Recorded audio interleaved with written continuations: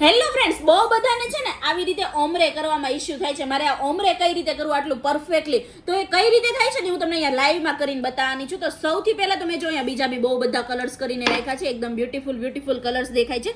તો સૌથી પહેલા તો આપણે શું કરવાના છે, જો અહીંયા જેલ પેન્ટના 2 લેયર કરીને મેં ક્યોર કરી રાખ્યા છે. હવે એને આપણે એસીટોન લેવાનું છે, વાઇપ્સ લેવાનું છે અને એને આપણે જો આ રીતે સાફ કરવાનું છે. મતલબ કે આપણી જે જેલ પોલિશને ડ્રાય થયા પછી જે સ્ટિકીનેસ હોય ને આપણે આમાં રિમૂવ કરવાની છે પરફેક્ટલી. જો મારી સ્ટિકીનેસ જેલ પોલિશની જે હતી ને મારી આમાં રિમૂવ થઈ ગઈ. ત્યારબાદ મારે શું કરવાનું છે, આ પેટ જેલ લેવાના છે. ઓકે, હવે આ પેટ જેલ જે છે ને આવા થીક કન્સિસ્ટન્સીમાં જવાના છે.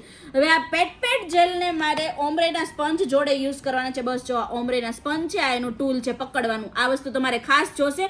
હવે આમાં મારે કયો કલર કરવો, તો હું આ કલર યુઝ કરવાની છું. જો મેં આ કલર લઈ લીધો, આવી રીતે મારે ડાયરેક્ટલી કલર લેવાનો છે. ઓકે, જો બહુ જ ઓછો કલર જોશે. આટલા કલરમાંથી મારા 10 નગ થઈ જવાના છે. બસ પછી મારે સ્ટેમ્પિંગ મતલબ કે મારી પ્લેટ લેવાની છે. કઈ પ્લેટ? મિક્સિંગ પ્લેટ લેવાની છે મારે. બસ આ રીતે મારે ડેપ કરવાનું છે. જેલ પોલિશથી આ વસ્તુ થતી નથી. જો જેલ પોલિશથી હું કરવા જઈશ ને તો બધો કલર્સ મારું આ સ્પોન્જ પી જશે. હવે મારે નીચેની સાઈડ અહીંયાથી સ્ટાર્ટઅપ કરવાનું છે. જો આ રીતે ડેપ કરવાનું છે અને ત્યારબાદ ધીમે ધીમે પ્રેશર ઓછું કરતું જઈને મારે ઉપરની સાઈડ જવાનું છે. જો સેમ આ જ રીતે. ઓકે, જો આસાનીથી મારું અહીંયા થઈ જાય છે. ત્યારબાદ હવે શું કરવાનું છે, હવે ખાસ વસ્તુ તમારે યાદ રાખવાની છે કે કોરું સ્પોન્જ લેવાનું છે. જો અને જે આ ઉપરની જે લાઈન છે ને ત્યાં આપણે એકવાર પાછું હળવા હાથે ડેપ કરી દેવાનું છે કોરું સ્પોન્જ લઈને. આ વસ્તુ તમારે ખાસ કરવાની છે ને આ સિક્રેટ કોઈ છે ને કહેતું નથી ઓમ્બ્રે કરવામાં. જો આવી રીતે તમારે કોરું સ્પોન્જ લેવાનું છે અને બસ આ જ રીતે તમારે એને ઉપરની સાઈડ એકવાર આ રીતે કરી દેવાનું છે. ઓકે, આને હવે આપણે યુએલએમમાં ક્યોર કરવા મૂકી દેવાનું છે.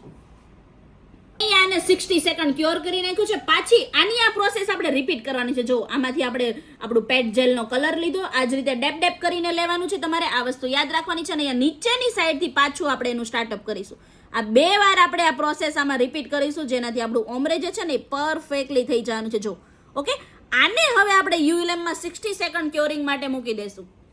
આપણું ઓમ્બ્રે અહીંયા જો પરફેક્ટલી કમ્પ્લીટ થઈ ગયું છે. બસ આની ઉપર આપણે હવે પ્રીમિયમ શાઇન, જેમાં હલ્દીનો સ્ટેન્ડ બી ન લાગે ને પ્રીમિયમ શાઇન 1 મંથ સુધી એવી ને એવી રહી ને એ ટોપ કોટ લગાવી દઈશું. અને આની ઉપર જો આપણે કોઈ આર્ટ સ્ટાર્ટ કરવું હોય ને તો આર્ટ બી કરી શકવાના છીએ. ઓકે, બસ આની ઉપર જો બસ આ જ રીતે હું ટોપ કોટને લગાવી દઉં છું ડાયરેક્ટલી. જો ટોપ કોટ લગાવ્યા પછીનું એનું લુકિંગ તમે જોઈ લો, ડાર્ક ટુ લાઇટ ટોનમાં એકદમ જોરદાર લુકિંગ આવે છે. તો આ આપણું ઓમ્બ્રે આર્ટ અહીંયા કમ્પ્લીટ થઈ છે. હવે આ ઓમ્બ્રે આર્ટમાં છે ને મેં જો અહીંયા બીજા બી બહુ બધા ડિફરન્ટ કલર કરી રાખ્યા છે. જો બધા પ્રીમિયમ અને બહુ જ મસ્ત દેખાય ને એવા કલર છે આપણા.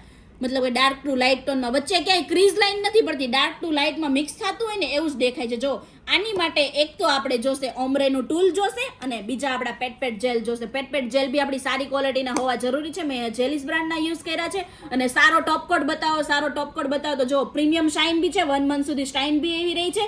પ્લસ આમાં હલ્દીના સ્ટેન્ડ બી નથી લાગતો. આપણે સારી ક્વોલિટીનો ટોપ કોટ બી મારું સિક્રેટ અહીંયા બતાવી દીધું. બાકી આપણું ઓમ્બ્રે આર્ટ તો અહીંયા કમ્પ્લીટ થઈ ગયું છે. એકવાર જરૂરથી ટ્રાય કરજો. સાવ ઇઝી રીત છે, તમને આવડી બી જશે ઓમ્બ્રે આર્ટ. અને આવા જ બધા ન્યૂ વિડીયો અને આર્ટના વિડીયો જોવા માટે સબસ્ક્રાઇબ કરી લેજો. Okay, by, thank